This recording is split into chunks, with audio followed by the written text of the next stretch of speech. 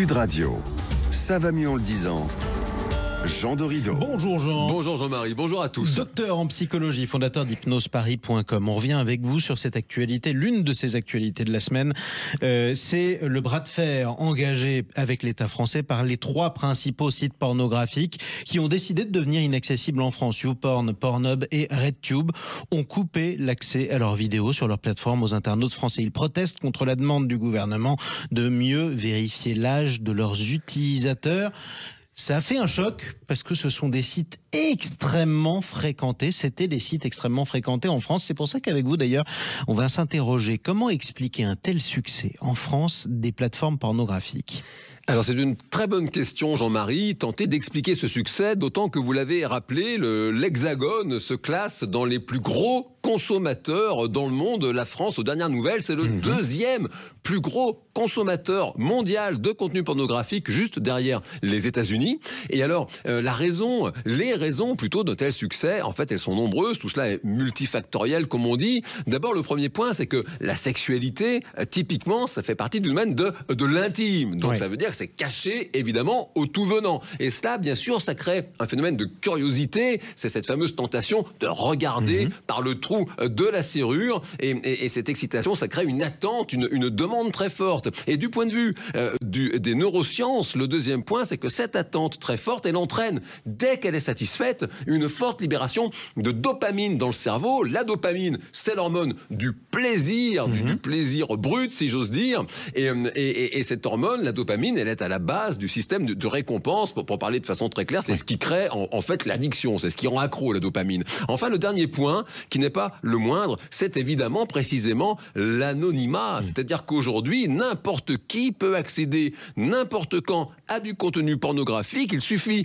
de cliquer sur un bouton et cet accès tellement facile, tellement simple, complètement anonyme, eh bien, ça crée de graves problèmes en réalité. Alors justement, c'est quoi les problèmes posés par le porno massif et accessible à tous ? Alors le premier problème, le problème majeur, c'est ce qui a mis le feu aux poudres, c'est que précisément, c'est l'accès de plus en plus précoce à ce contenu pornographique. C'est un contenu qui est exclusivement réservé aux adultes, on pourrait même dire aux adultes chevronnés, vu la violence de certains contenus. Et aujourd'hui, les jeunes, les mineurs ont accès à ce contenu. Les chiffres sont effrayants. En France, aujourd'hui, c'est plus de la moitié des garçons qui se rendent sur des sites pornographiques dès l'âge de 12 ans. Et les filles ne sont pas en reste, puisqu'elles sont quasiment un tiers âgées de 12 à 13 ans qui consultent également des sites porno. Et ça, c'est très important de rappeler que ces images inadaptées, tellement violentes, eh bien, elles créent des traumatismes profonds chez les enfants, des traumatismes parfois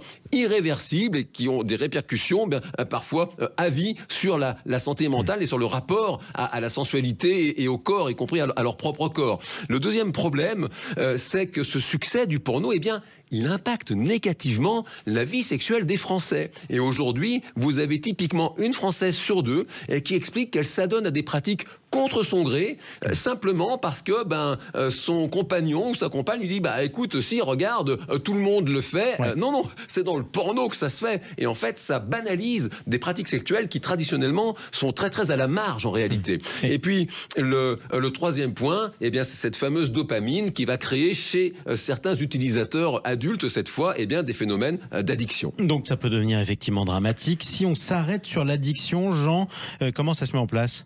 Eh bien, alors écoutez, comment ça se met en place ? Comme toujours, le phénomène, en fait, il est progressif. Évidemment qu'il est accentué, plus grave, dès lors qu'il y a une exposition précoce au contenu, puisqu'il y a une boucle de récompense qui s'installe dans le cerveau avec une recherche systématique de cette décharge de dopamine, justement, qui font basculer des utilisateurs dans cette addiction avec les 3 piliers majeurs. D'abord, la perte de contrôle. La personne, elle ne veut plus le faire, mais elle le fait quand même, c'est plus fort qu'elle. Le deuxième point, si vous voulez, c'est que lorsqu'elle essaye de décrocher, eh bien, ça lui est absolument impossible parce qu'elle est prise de besoins impérieuse que les anglo-saxons appellent le craving, une espèce de soif comme ça, absolument irrépressible. Et puis, le troisième point, c'est ce qu'on appelle en psychologie le renforcement négatif. C'est-à-dire que la pornographie, elle devient un outil d'évitement des émotions difficiles et ça devient l'unique réponse exclusive à toute sensation de... C'est un refuge. Dès qu'il y a du stress, de l'ennui, un sentiment de solitude ou d'anxiété, la personne bascule. Écoutez, typiquement, le témoignage de Nicolas, c'est un ancien accro au porno. Il raconte son parcours à vous grand frère d'M6. Il est tout jeune à l'époque. Il débarque à Paris pour un stage à la SNCF. Et c'est à ce moment-là qu'il bascule. Écoutez-le. Parce que j'avais un rythme décalé. Je vivais en chambre de bonne. Donc je voyais moins de gens. J'avais moins de temps pour faire du sport, pour voir mes copains, etc. Et là... Ça a pris vraiment toute la place, plusieurs fois par jour, ça dépend des semaines. Et il commençait à y avoir un peu deux Nicolas. Il y a le Nicolas que je montrais aux copains, etc. Et puis le Nicolas de son côté. Ça occupe le cerveau, ça occupe l'imaginaire. Oui, ça occupe l'imaginaire et en fait, ça bouffe la vie de celui qui est atteint. Ça bouffe complètement la vie. Nicolas explique plus tard dans le reportage qu'il a fini par tomber dans une dépression sévère avant de réussir à s'en sortir.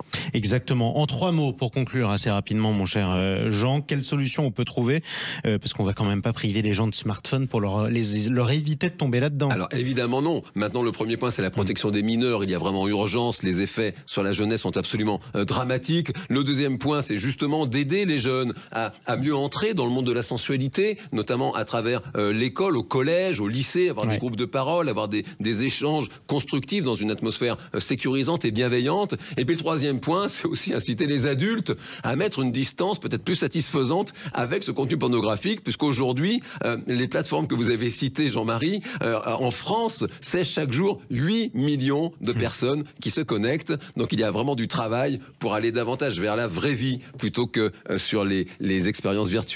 La vraie vie, il n'y a rien de meilleur. Exactement. Allez, merci beaucoup Jean Dorido. Je rappelle votre livre Le bonheur, pas solitaire, est une science exacte. C'est publié chez Larousse. À bientôt. À bientôt Jean-Marc.